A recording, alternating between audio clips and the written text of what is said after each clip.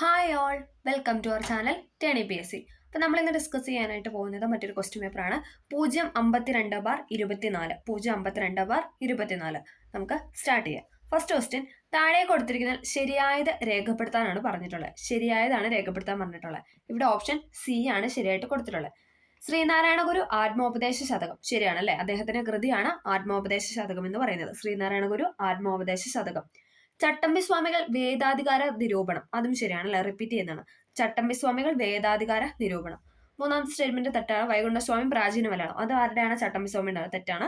അടുത്ത വാഗ്ബടാനന്ദൻ അഭിനവ കേരളം. വാഗ്ബടാനന്ദൻ അഭിനവ കേരളം, അത് മൂന്നുമാണ് ഇവിടെ ശരിയായിട്ട് കൊടുത്തിട്ടുള്ളത്.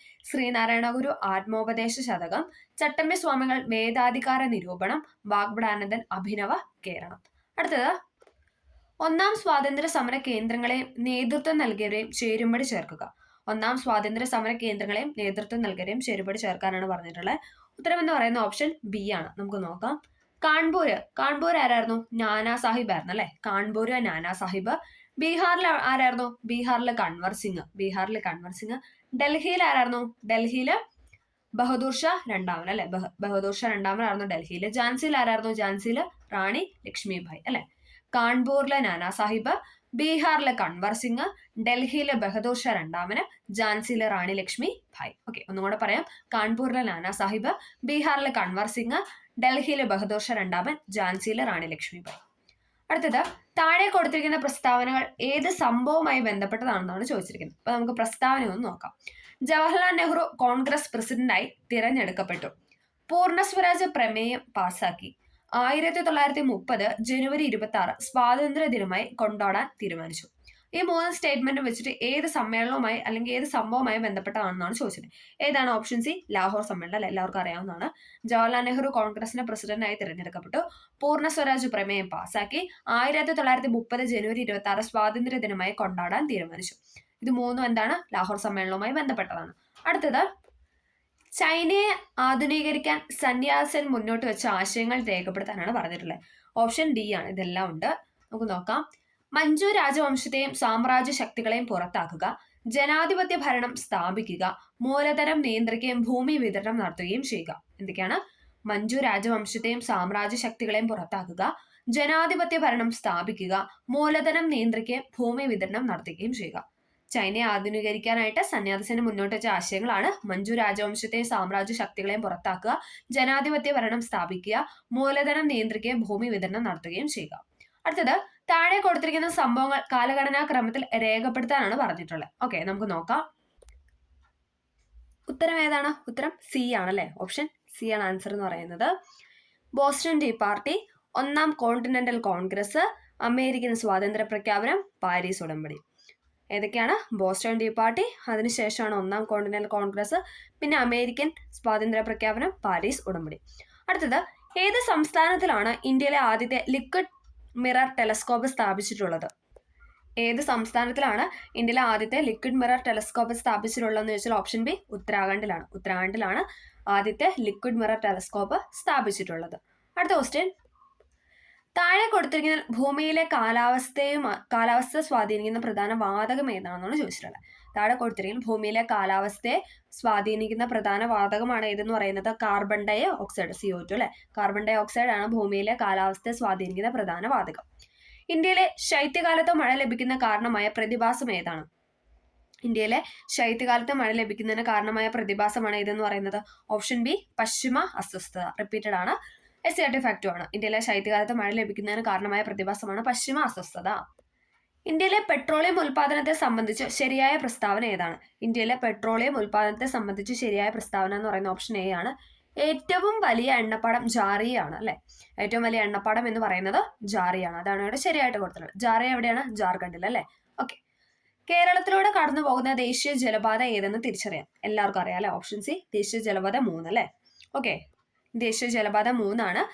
എന്താണ്? കേരളത്തിലൂടെ കടന്നു പോകുന്ന വാട്ടർവേ.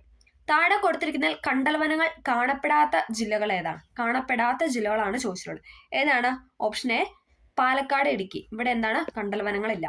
പാലക്കാട്, ഇടുക്കിയിൽ കണ്ടൽക്കാട് അല്ലെങ്കിൽ കണ്ടൽവനങ്ങളില്ല.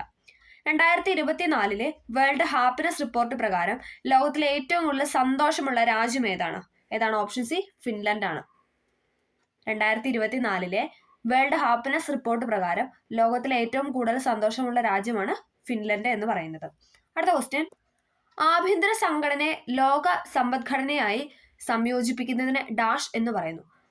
ആഭ്യന്തര സമ്പദ്ഘടനയെ ലോക സമ്പദ്ഘടനയായി സംയോജിപ്പിക്കുന്നതിനുള്ളതിന് ഡാഷ് എന്ന് പറയുന്നത് ഏതാണ്? ഉത്തരം എന്ന് പറയുന്ന ഓപ്ഷൻ ബി ആണ്. രണ്ടാണ്, അതായത് ആഗോളവൽക്കരണം. ആഭ്യന്തര സമ്പദ്ഘടനയെ ലോക സമ്പദ്ഘടനയായി സംയോജിപ്പിക്കുന്നതിനെ ആഗോളവൽക്കരണം എന്നാണ് പറയുന്നത്. രണ്ടാം പഞ്ചവത്സര പദ്ധതി ആരുടെ ആശയത്തെ അടിസ്ഥാനമാക്കിയതാണ്?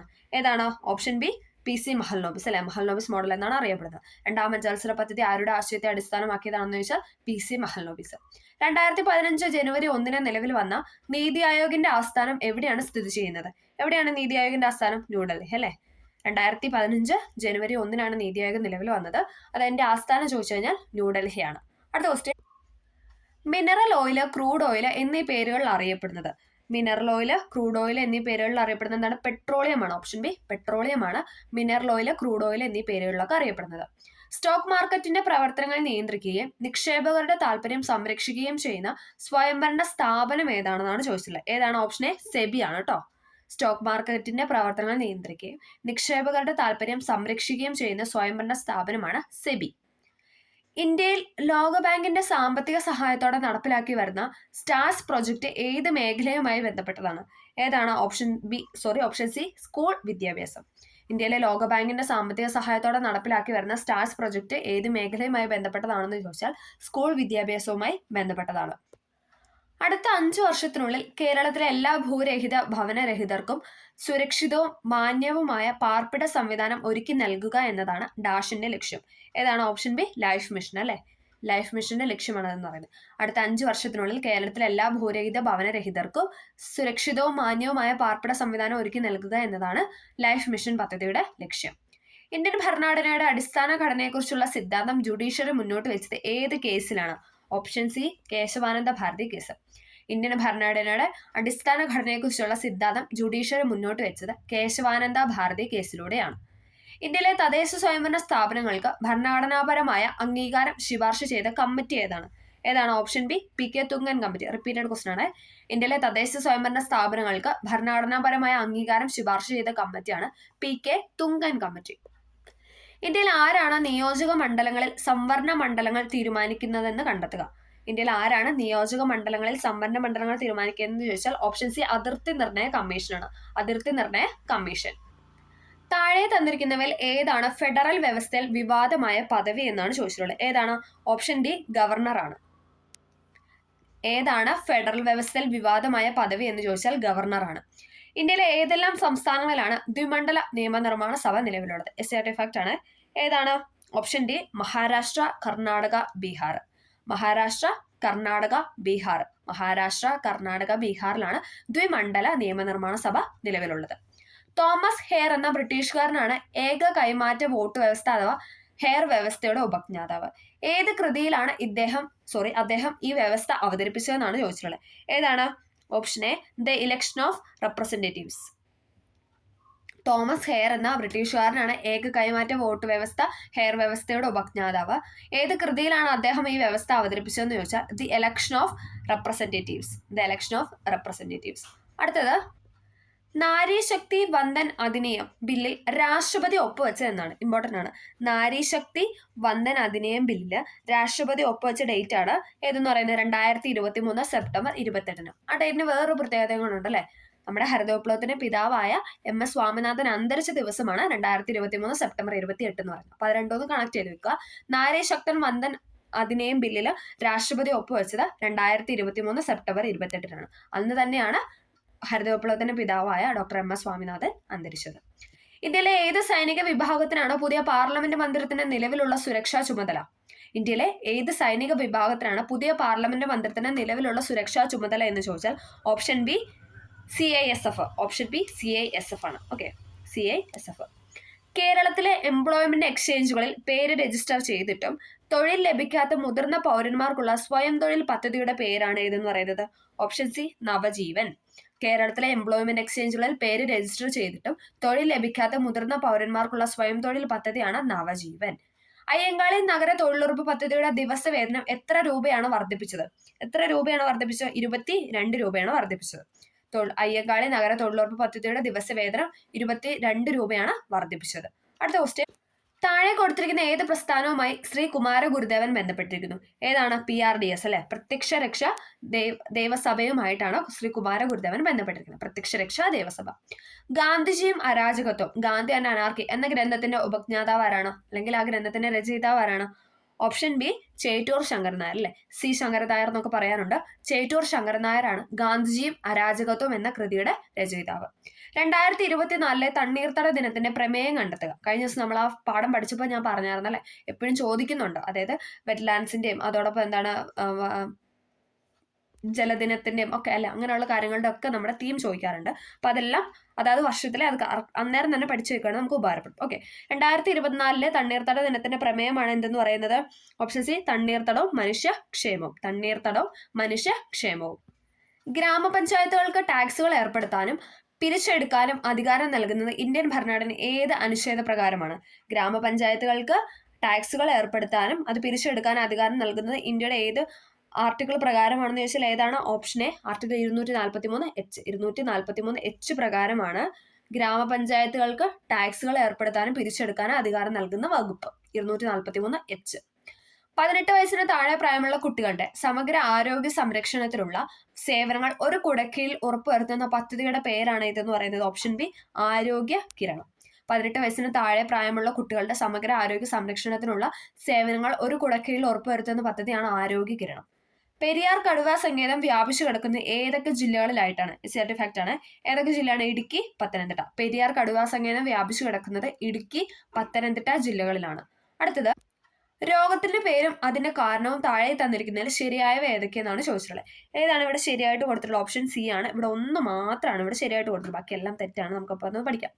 ഏതാണ്? നിശാന്തത. വൈറ്റമിൻ എയുടെ കുറവ് കൊണ്ട് റൊഡോപ്സിന്റെ പുനർനിർമ്മാണം തടസ്സപ്പെടുന്നതാണ് ഏതെന്ന് പറയുന്നത്?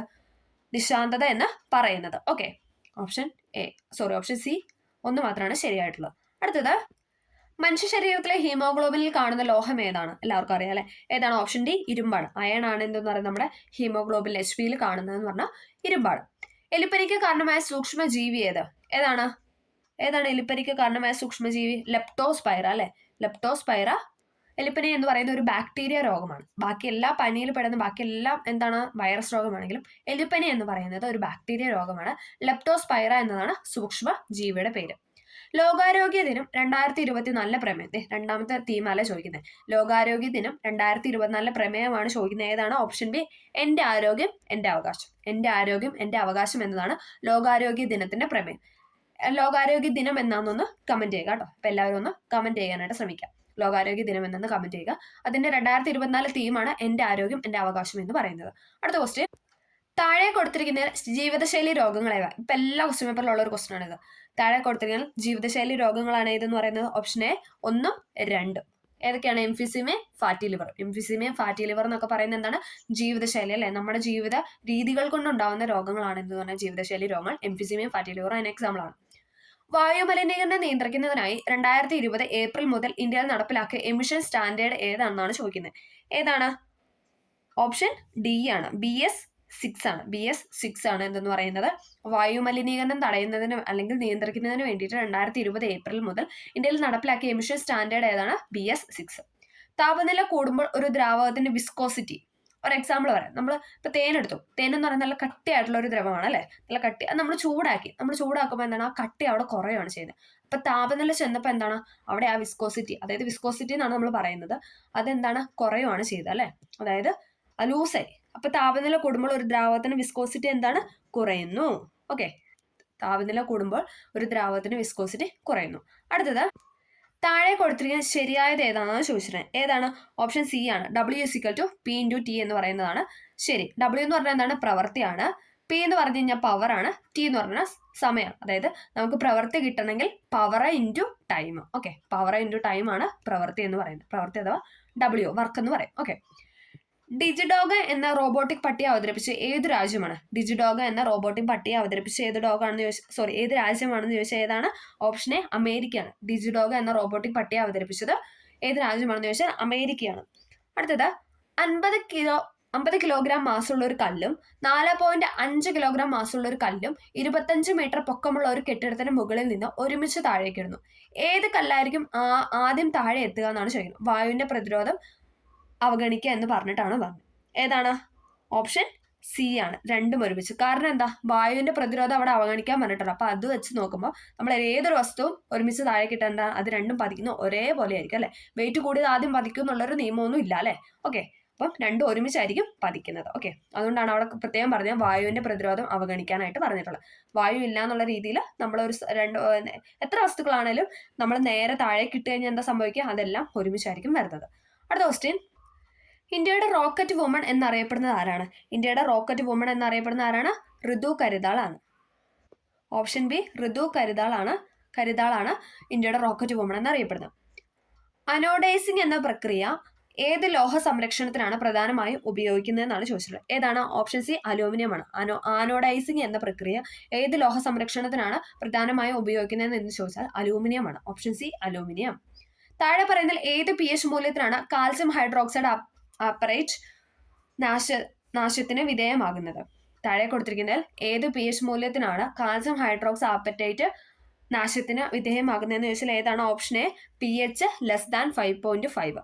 5.5 കുറഞ്ഞ pH ഉള്ളതിനാണ് എന്തെന്ന് പറയുന്നത്? കാൽസ്യം ഹൈഡ്രോക്സ് അപ്പറ്റൈറ്റിന്റെ നാശത്തിന് വിധേയമാകുന്നത്. അടുത്ത ക്വസ്റ്റ്യൻ, ആവർത്തന പട്ടികയിൽ ഇടതു നിന്നും വലതുവശത്തേക്ക് പോകുമ്പോൾ മൂലകങ്ങളുടെ രാസഭൗതിക ഗുണങ്ങളുമായി ബന്ധപ്പെട്ട തെറ്റായ പ്രസ്താവന ഏതാണെന്നാണ് ചോദിച്ചിട്ടുള്ളത്. ഏതാണ് ഇവിടെ തെറ്റായിട്ട് കൊടുത്തിട്ടുള്ളത്? ഓപ്ഷൻ സി ആണ് ഇവിടെ തെറ്റായിട്ട് കൊടുത്തിട്ടുള്ളത്. അപ്പൊ നമുക്ക് ബാക്കി മൂന്നും ഒന്ന് പഠിക്കാം. ആവർത്തന പട്ടികയിൽ ഇടത്തു നിന്നും വലതുവശത്തേക്ക് പോകുമ്പോൾ മൂലകങ്ങളുടെ രാസമാറ്റം അതോടൊപ്പം രാസഭൗതിക ഗുണങ്ങളുമായി ബന്ധപ്പെട്ട പ്രസ്താവന ഏതാണ്? മൂലകങ്ങളുടെ അലോഹ സ്വഭാവം കൂടുന്നു. ഇടതുനിന്ന് വലതിലോട്ട് പോകുമ്പോൾ എന്താണ്? മൂലകങ്ങളുടെ അലോഹ സ്വഭാവം കൂടുന്നു. വാലൻസ് ഇലക്ട്രോണുകളുടെ എണ്ണം കൂടുന്നു. മൂലകങ്ങളുടെ അലോഹ സ്വഭാവം കൂടുന്നു. വാലൻസ് ഇലക്ട്രോണുകളുടെ എണ്ണം കൂടുന്നു. മൂലകങ്ങളുടെ ഓക്സൈഡുകളുടെ അമ്ല സ്വഭാവം കൂടുന്നു. 3 പോയിന്റ് നമ്മൾ പഠിച്ചല്ലേ. ഇടതുനിന്നും വലതുവശത്തോട്ട് പോകുമ്പോൾ സംഭവിക്കുന്ന എന്താണ്? മൂലകങ്ങളുടെ അലോഹ സ്വഭാവം കൂടുന്നു. വാലൻസ് ഇലക്ട്രോണുകളുടെ എണ്ണം കൂടുന്നു. മൂലകങ്ങളുടെ ഓക്സൈഡുകളുടെ അമ്ല സ്വഭാവം, അതായത് ആസിഡ് സ്വഭാവം എന്താണ്? കൂടുന്നു എന്നാണ് പറയുന്നത്. ഓക്സിജൻ മൂലകത്തിന്റെ രൂപാന്തരങ്ങൾ ഏവ എന്നാണ് ചോദിച്ചത്. ഓക്സിജൻ മൂലകത്തിന്റെ രൂപാന്തരങ്ങൾ ഏതാണ്? ഓപ്ഷൻ ഡി, O2 ഉണ്ട്, O3 ഉണ്ട്, O4 ഉണ്ട്. O2, O3, O4. O3 എന്ന് പറഞ്ഞാൽ എന്താണ്? ഓസോൺ ആണ് അല്ലെ. O3 എന്ന് പറഞ്ഞാൽ ഓസോൺ ആണ്. O2, O3, O4 ആണ് ഓക്സിജൻ മൂലകത്തിന്റെ രൂപാന്തരങ്ങൾ. താഴെ പറയുന്നതിൽ ദ്രാവകാവസ്ഥയിലുള്ള അലോഹം ഏതാണെന്നാണ് ചോദിച്ചിട്ടുള്ളത്. ഏതാണ് ദ്രാവകാവസ്ഥയിലുള്ള അലോഹം? ഓപ്ഷൻ സി, ബ്രോമിൻ ആണ്. ഇമ്പോർട്ടന്റ് ആണ്. ദ്രാവകാവസ്ഥയിലുള്ള അലോഹമാണ് ബ്രോമിൻ എന്ന് പറയുന്നത്. ശങ്കരൻകുട്ടി മുഖ്യ കഥാപാത്രമായി വരുന്ന ചലച്ചിത്രം ഏതാണ്? കൊടിയേറ്റമാണ്. ഓപ്ഷൻ എ, കൊടിയേറ്റം. ശങ്കരൻകുട്ടി മുഖ്യ കഥാപാത്രമായി വരുന്ന ചലച്ചിത്രമാണ് കൊടിയേറ്റം എന്ന് പറയുന്നത്. ശങ്കരൻകുട്ടി മുഖ്യ കഥാപാത്രമായി വരുന്ന ചലച്ചിത്രമാണ് കൊടിയേറ്റം. ഇപ്പൊ എപ്പോഴും ഒരു കൃതി അല്ലെങ്കിൽ ഒരു ചലച്ചിത്രമൊക്കെ തന്നിട്ട് അല്ലെ കഥാപാത്രം തന്നിട്ട് ഏതാണെന്ന് നമുക്ക് തിരിച്ചറിയാനുള്ള ഒരു ക്വസ്റ്റ്യൻ ഒക്കെ ഇപ്പം എപ്പോഴും തന്നെ ചോദിക്കുന്നുണ്ട് കേട്ടോ. അപ്പൊ അതൊക്കെ മാക്സിമം കിട്ടുന്നതൊക്കെ പഠിക്കാനായിട്ട് ശ്രമിക്കാം. അടുത്തത്, ഭാരത പര്യടനം ഏത് വിഭാഗത്തിൽപ്പെടുന്ന കൃതിയാണ്? ഭാരത പര്യടനം ഏത് വിഭാഗത്തിൽപ്പെടുന്ന കൃതിയാണെന്ന് ചോദിച്ചാൽ ഓപ്ഷൻ ഡി, സാഹിത്യ വിമർശനമാണ്. ഭാരത പര്യടനം എന്ന് പറയുന്ന സാഹിത്യ വിമർശനത്തിൽ പെടുന്ന കൃതിയാണ്. പ്രസിദ്ധമായ മാരാമൺ കൺവെൻഷൻ നടക്കുന്ന ഏത് നദിയുടെ തീരത്താണ്? മാരാമൺ കൺവെൻഷൻ നടക്കുന്ന ഏത് നദിയുടെ തീരത്താണെന്ന് ചോദിച്ചാൽ ഏതാണ്? ഓപ്ഷൻ എ, പമ്പയാണ് അല്ലെ. എല്ലാവർക്കും അറിയാവുന്നതാണ്. പ്രസിദ്ധമായ മാരാമൺ കൺവെൻഷൻ നടക്കുന്ന പമ്പ നദീതീരത്താണ്. ഗ്രാൻഡ് സ്ലാം എന്ന പദം ഏത് കായിക ഇനവുമായി ബന്ധപ്പെട്ടതാണ്? ഗ്രാൻഡ് സ്ലാം എന്ന പദം ഏത് കായിക ഇനവുമായി ബന്ധപ്പെട്ടതാണെന്ന് വെച്ചാൽ ഏതാണ്? ഓപ്ഷൻ സി, ടെന്നീസ് ആണ് അല്ലെ. എല്ലാവർക്കും അറിയാം. ഇപ്പൊ നമ്മൾ ലേറ്റസ്റ്റ് ആയിട്ടൊക്കെ കേൾക്കുന്നതാണ് അല്ലെ. ടെന്നീസ് ആണ് ഗ്രാൻഡ് സ്ലാം എന്ന പദവുമായിട്ട് ബന്ധപ്പെട്ടത്. 2023 സരസ്വതി സമ്മാൻ ലഭിച്ചത് ആർക്ക്? 2023 സരസ്വതി സമ്മാൻ ലഭിച്ചത് ഓപ്ഷൻ ബി, പ്രഭാവർമ്മയ്ക്കാണ്. 2023 സരസ്വതി സമ്മാൻ ലഭിച്ചത് പ്രഭാവർമ്മ. 2024 ഖേലോ ഇന്ത്യ വിന്റർ ഗെയിംസിന്റെ ഭാഗ്യചിഹ്നം ഏതാണ്? 2024 ഖേലോ ഇന്ത്യ വിന്റർ ഗെയിംസിന്റെ ഭാഗ്യചിഹ്നമാണ് ഹിമപ്പുലി. ഓപ്ഷൻ ബി, ഹിമപ്പുലിയാണ് 2024 ഖേലോ ഇന്ത്യ വിന്റർ ഗെയിംസിന്റെ ഭാഗ്യചിഹ്നം എന്ന് പറയുന്നത്. സ്വാതന്ത്ര്യം തന്നെ അമൃതം, സ്വാതന്ത്ര്യം തന്നെ ജീവിതം, പാരതന്ത്ര്യം മാനികൾക്ക് മൃതിയേക്കാൾ ഭയാനകം. ആരുടെ വരികളാണ്? നമുക്ക് ഭയങ്കര കേട്ട് പരിചയമുള്ള ഒരു വരികളാണ് അല്ലെ. കുമാരനാശാന്റെ വരികളാണ്. ഓക്കെ, സ്വാതന്ത്ര്യം തന്നെ അമൃതം, സ്വാതന്ത്ര്യം തന്നെ ജീവിതം, പാരതന്ത്ര്യം മാനികൾക്ക് മൃതിയേക്കാൾ ഭയാനകം. കുമാരനാശാന്റെ വരികളാണ്. ആപ്പിൾ കമ്പനിയുടെ കമ്പ്യൂട്ടർ ഓപ്പറേറ്റിംഗ് സിസ്റ്റത്തിന് പേരെന്താണ്? ആപ്പിൾ കമ്പനിയുടെ കമ്പ്യൂട്ടർ ഓപ്പറേറ്റിംഗ് സിസ്റ്റത്തിന്റെ പേരാണ് ഇതെന്ന് പറയുന്നത് option C Mac OS X എന്ന് പറയുന്നത്. മാക് OS X എന്ന് പറയുന്നതാണ് ആപ്പിൾ കമ്പനിയുടെ കമ്പ്യൂട്ടർ ഓപ്പറേറ്റിംഗ് സിസ്റ്റത്തിന്റെ പേര്. താഴെ പറയുന്ന സെർച്ച് എഞ്ചിൻ അല്ലാത്തത് ഏതാണ്? സെർച്ച് എഞ്ചിൻ അല്ലാത്തത് സഫാരിയാണ്. ഓക്കെ, ബിങ്, യാഹു, ആസ്ക് ഇതൊക്കെ എന്താണ്? സെർച്ച് എഞ്ചിനുകളാണ്. യാഹു, ആസ്ക്, ബിങ് എന്നൊക്കെ പറയുന്ന സെർച്ച് എഞ്ചിനുകളാണ്. പ്രോമിന്റെ പൂർണ്ണ രൂപം ഏതാണ്? പ്രോമിന്റെ പൂർണ്ണ രൂപം എന്ന് പറയുന്നത് ഏതാണ്? Option C programmable read only memory. Programmable read only memory. Information technology act അവസാനമായി ഭേദഗതി ചെയ്ത വർഷം. ഇൻഫർമേഷൻ ടെക്നോളജി ആക്ട് അവസാനമായി ഭേദഗതി ചെയ്ത വർഷമാണ് ഓപ്ഷൻ ഡി 2008. 2008 IT ആക്ട് അവസാനമായിട്ട് ഭേദഗതി ചെയ്തത്. താഴെ പറയുന്നതിൽ ഒപ്റ്റിക്കൽ ഫൈബർ കേബിളിനെ കുറിച്ച് ശരിയല്ലാത്തത് ഏതാണ്? ഏതാണ് ഇവിടെ ശരിയല്ലാത്തതായിട്ട് കൊടുത്തിരുന്നത്? ഓപ്ഷൻ സി ആണ്. ബാക്കിയെല്ലാം ശരിയാണ്. കൂടിയ ബാൻഡ്വിഡ്ത്ത് ആണ്, കൂടിയ ചെലവാണ്. ഒപ്റ്റിക്കൽ ഫൈബർ കേബിളിന് കൂടിയ ചെലവാണ്, കൂടിയ ബാൻഡ്വിഡ്ത്തുമാണ്. ഓക്കെ, ഒപ്റ്റിക്കൽ ഫൈബർ കേബിളിന് കൂടിയ ബാൻഡ്വിഡ്ത്തും ആണ്, കൂടിയ ചെലവുമാണ്. അടുത്ത ക്വസ്റ്റ്യൻ, താഴെ പറയുന്നതിൽ ഏതാണ് വിവരാവകാശ നിയമം 2005 പ്രകാരം ഒഴിവാക്കിയിട്ടില്ലാത്തത്? ഒഴിവാക്കിയിട്ടില്ലാത്തതാണ് ചോദിച്ചിട്ടുള്ള ഓപ്ഷൻ ബി ആണ് ഒഴിവാക്കപ്പെടാത്തത്. ഓക്കെ, വിദേശ സർക്കാരിൽ നിന്നും രഹസ്യമായി ലഭിച്ച വിവരങ്ങൾ അത് ഒഴിവാക്കിയിട്ടുണ്ടല്ലേ. വാണിജ്യ രഹസ്യവും വ്യാപാര രഹസ്യവും ഭൗതിക സ്വത്തുക്കളും ഉൾപ്പെടെയുള്ള വിവരത്തിന്റെ വെളിപ്പെടുത്തൽ അതും ഒഴിവാക്കിയിട്ടുണ്ട് അല്ലെ. വിദേശ സർക്കാരിൽ നിന്ന് രഹസ്യമായി ലഭിച്ച വിവരങ്ങൾ, വാണിജ്യ രഹസ്യവും വ്യാപാര രഹസ്യവും ഭൗതിക സ്വത്തുക്കളും ഉൾപ്പെടെയുള്ള വിവരത്തിന്റെ വെളിപ്പെടുത്തൽ ഇതെല്ലാം എന്താണ്? ഒഴിവാക്കിയിട്ടുള്ളതാണ്. 2005 വിവരാവകാശ നിയമപ്രകാരം ഒഴിവാക്കിയിട്ടുള്ളതാണ്. അടുത്തത്, പോക്സോ നിയമം 2012 എത്ര വകുപ്പുകളാണ് ഉള്ളത്? പോക്സോ നിയമം 2012 എത്ര വകുപ്പുകളാണ് ഉള്ളതെന്ന് ചോദിച്ചാൽ എത്രയാണ്? 46. ഓപ്ഷൻ ബി 46 വകുപ്പുകളാണ് പോക്സോ ആക്ടിൽ ഉള്ളത്. അടുത്തത്, ഗാർഹിക പീഡന നിരോധന നിയമം 2005 വകുപ്പ് 2B പ്രകാരം കുട്ടിയുടെ നിർവചനത്തിൽ വരുന്ന വിഭാഗങ്ങൾ ഏതൊക്കെയാണെന്നാണ് ചോദിച്ചിട്ടുള്ളത്. ഏതാണ്? ഓപ്ഷൻ സി ആണ്. 18 വയസ്സിന് താഴെയുള്ള ഏതൊരു വ്യക്തി എന്നാണ് കുട്ടി എന്നാണ് പറയുന്നത്. ഗാർഹിക പീഡന നിരോധന നിയമം 2005 വകുപ്പ് 2B പ്രകാരം കുട്ടിയുടെ നിർവചനത്തിൽ വരുന്ന വിഭാഗങ്ങളാണ് 18 വയസ്സിന് താഴെയുള്ള ഏതൊരു വ്യക്തിയും അല്ലെ. പോക്സോ നിയമത്തിലെ പോലെ തന്നെ 18 വയസ്സിന് താഴെയുള്ള ഏതൊരു വ്യക്തി എന്നാണ് കുട്ടി എന്ന വിഭാഗത്തിലാണ് പെടുന്നത്. അടുത്തത്, SC/ST വിഭാഗങ്ങൾക്കെതിരായ അക്രമ നിരോധന നിയമം പാർലമെന്റ് പാസ്സാക്കിയത് ഏത് വർഷമാണ്? SC/ST വിഭാഗങ്ങൾക്കെതിരായ, അതായത് ഷെഡ്യൂൾഡ് കാസ്റ്റ്, ഷെഡ്യൂൾഡ് ട്രൈബ് വിഭാഗങ്ങൾക്കെതിരായ അക്രമ നിരോധന നിയമം പാർലമെന്റ് പാസ്സാക്കിയത് ഏത് വർഷമാണെന്ന് ചോദിച്ചാൽ ഏതാണ്? Option D 1989. 1989. ഉപഭോക്തൃ സംരക്ഷണ നിയമപ്രകാരം താഴെ പറയുന്നതിൽ ഏതാണ് ഉപഭോക്താവിന്റെ അവകാശം അല്ലാത്തത്? ഏതാണ്? ഓപ്ഷൻ സി ചൂഷണം ചെയ്യപ്പെടാനുള്ള അവകാശം എന്ന് പറയുന്നത് ഉപഭോക്താവിന്റെ അവകാശമല്ല. നമുക്ക് വായിക്കുമ്പോൾ മനസ്സിലാവും അല്ലെ. കേൾക്കുവാനുള്ള അവകാശമുണ്ട്, ഉപഭോക്തൃ അവബോധത്തിനുള്ള അവകാശമുണ്ട്, തിരഞ്ഞെടുക്കാനുള്ള അവകാശമുണ്ട്. കേൾക്കുവാനുള്ള അവകാശം, ഉപഭോക്തൃ അവബോധത്തിനുള്ള അവകാശം, തിരഞ്ഞെടുക്കാനുള്ള അവകാശം ഇതൊക്കെ എന്താണ്? ഉപഭോക്തൃ സംരക്ഷണ നിയമപ്രകാരം ഉപഭോക്താവിന്റെ അവകാശത്തിൽ പെടുന്നവയാണ്. ഓക്കെ, ദേശീയ മനുഷ്യാവകാശ കമ്മീഷന്റെ നിലവിലെ ചെയർമാൻ, ഇതിന്റെ ആൻസർ പ്രകാരം ഏതായിരുന്നു? അരുൺകുമാർ മിശ്ര ആയിരുന്നു. അദ്ദേഹം മാറിയിട്ടുണ്ട്. ഇപ്പൊ നിലവിൽ ആരാണ്? ജസ്റ്റിസ് വി രാമസുബ്രഹ്മണ്യനാണ് അല്ലെ. ഇപ്പൊ നിലവിലെ എന്താണ്? മനുഷ്യാവകാശ കമ്മീഷൻ ചെയർമാനാണ് ജസ്റ്റിസ് വി രാമസുബ്രഹ്മണ്യൻ. ഓക്കെ, അടുത്തത്, കേരളത്തിലെ പട്ടികജാതി പട്ടികവർഗ കമ്മീഷന്റെ നിലവിലെ ചെയർമാൻ ആരാണ്? Option C BS മാവോജിയാണ്. കേരളത്തിലെ പട്ടികജാതി പട്ടികവർഗ കമ്മീഷന്റെ നിലവിലെ ചെയർമാനാണ് ഓപ്ഷൻ സി BS മാവോജി. അപ്പോൾ നമ്മൾ ഇന്നിവിടെ 70 ക്വസ്റ്റ്യൻസ് ആണ് ഡിസ്കസ് ചെയ്തത്. അത്യാവശ്യം നല്ലൊരു ക്വസ്റ്റ്യൻ പേപ്പർ ആണ് അല്ലേ. അത്യാവശ്യം കുറേ കാര്യങ്ങളൊക്കെ പറഞ്ഞൊരു ക്വസ്റ്റ്യൻ പേപ്പർ തന്നെയായിരുന്നു. അപ്പോൾ എല്ലാവർക്കും ഈ വീഡിയോ ഹെൽപ്ഫുൾ ആയെന്ന് വിചാരിക്കുന്നു. ഹെൽപ്ഫുൾ ആയെങ്കിൽ തീർച്ചയായും ഒന്ന് ലൈക്ക് ചെയ്ത് സപ്പോർട്ട് ചെയ്യുക. എന്തെങ്കിലും ഡൗട്ട് ഉണ്ടെങ്കിൽ അത് കമൻ്റ് ആയിട്ട് രേഖപ്പെടുത്തുകയും ചെയ്യുക. Okay, thank